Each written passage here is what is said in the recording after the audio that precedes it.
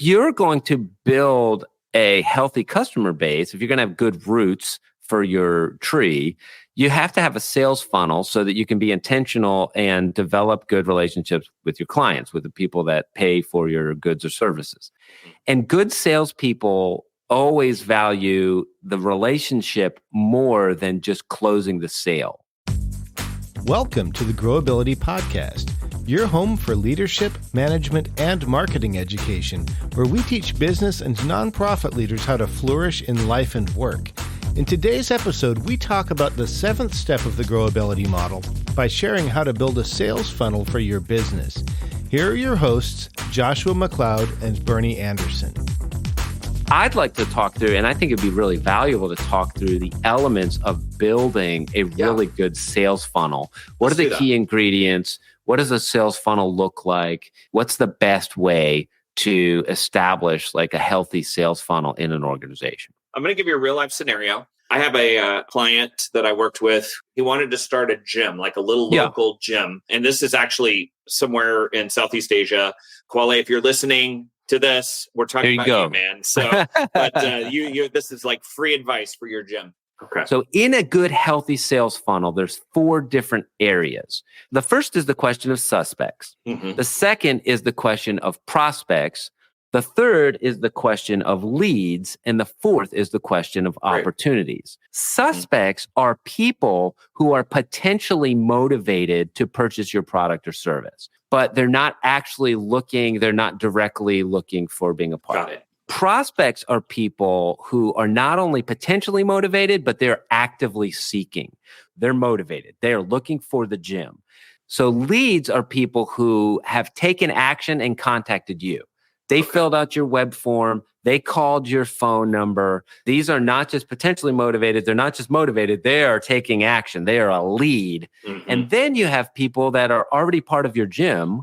These are opportunities. They are a repeat customer. Yeah. Repeat customers, it's 5 times easier to get somebody to buy again. If I come to your restaurant and it's the first time that I'm there, it's 5 times easier to get them to come back than it is to get a new person to walk in the door the first time. That's right. Okay, so a sales funnel, I've got my suspects, they're potentially motivated. My prospects, they're motivated. My leads, they're taking action on their motivation. And then my opportunities for people who have already been my customers, and I want to maintain them and continue to grow that customer base. So let's go back to Kwale. He's at a gym in Southeast Asia, and let's look at what could he do for suspects. And again, suspects are people who've never heard of you.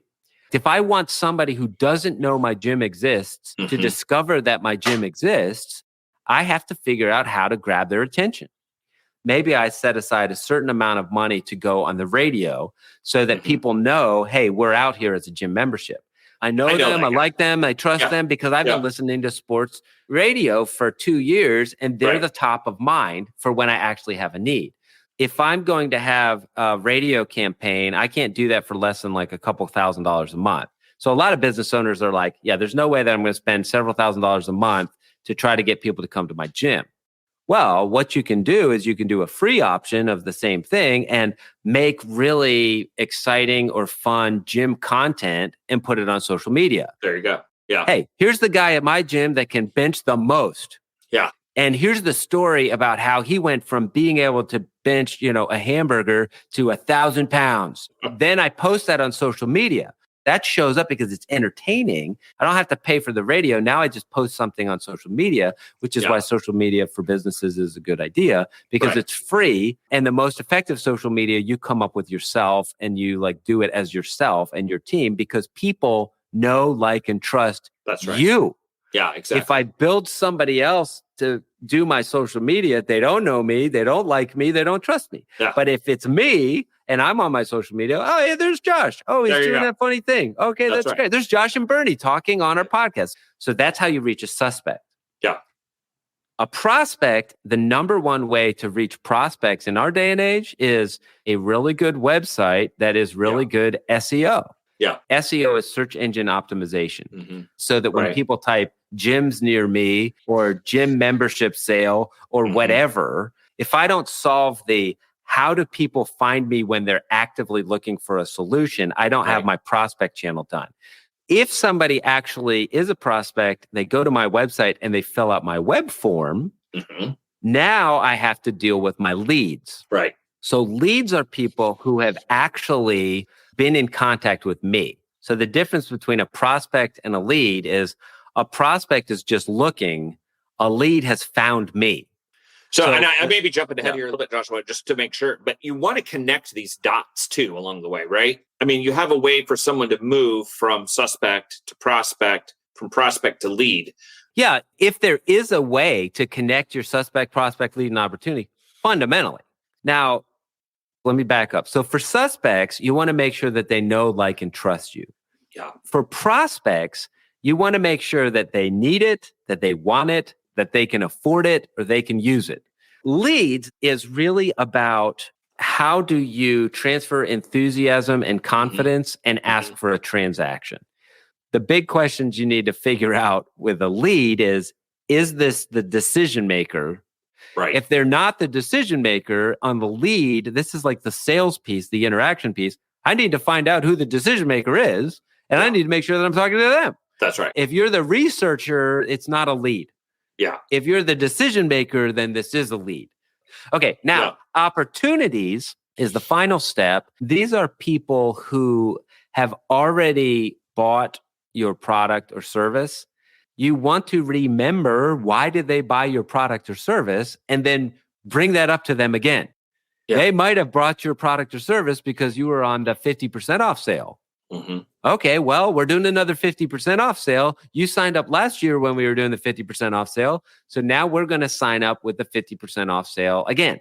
They might have hired us to solve a problem. Have we solved their problem? If we solve their problem, we go back to them and say, hey, we solved this problem. Do you have any other problems? Yeah. We're also good at solving this problem, and this problem. So you had one of the 4 problems that we can solve. Do you have any of these other 3? We can help with that as well. And a lot of times repeat customers is as simply as saying, hey, we appreciate you. Anything else we can do? Let's stay in touch. And then they circle back. I feel like I didn't really help your friend from Southeast Asia because I just laid out the thing to do is, okay, if I'm going to spend, let's say I spend $10,000 in a year. Okay, with that $10,000, how much time and money for suspects, how much time and money for prospects, how much time and money for leads, how much time and money for opportunities. It's going to fluctuate year to year depending on the maturity and the growth in the organization. That's right. This year, I might need to build more leads, i.e. hire a salesperson to respond to all the phone calls because I have too many phone calls that I can't get to them all. Or nobody's ringing the phone. I need to put a lot of money into suspects and we're going to get on the radio. We're going to send out mailers. We're going to, go door to door. Or, you know what? I've got a mailing list of 4,000 existing customers that we've never reached out to with an opportunity. And we're spending all this money on suspects and prospects when really for the next 3 years, all we have to do is reach out to our existing database, call them all. Hey, I'm going to pick up the phone. I'm going to call every one of our customers in the next 12 months. I'll put no money in marketing and then I'll get, stream of revenue by doing that. So having the right structure is really critical. That's right. You need to build a sales funnel for every one of your customer personas, right? That's right. You need to go back and look at your customer personas, build who are my prospects, prospects, leads, and opportunities in each one of those personas. Hey, Joshua, our time is up today. So we just want to make sure that everyone who's listening today knows that you're doing better than you think and you have more potential than you know. And we appreciate you growing with us at Growability. We'll see you next week. Thank you for listening to the Growability Podcast.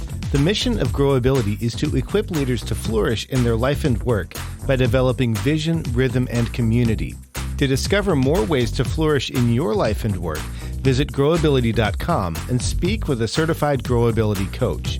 Bernie and Joshua are also available for speaking engagements, workshops, and conferences. Subscribing to this podcast helps Growability equip leaders throughout the world, and we appreciate your support. Please consider sponsoring an episode or sharing with a friend.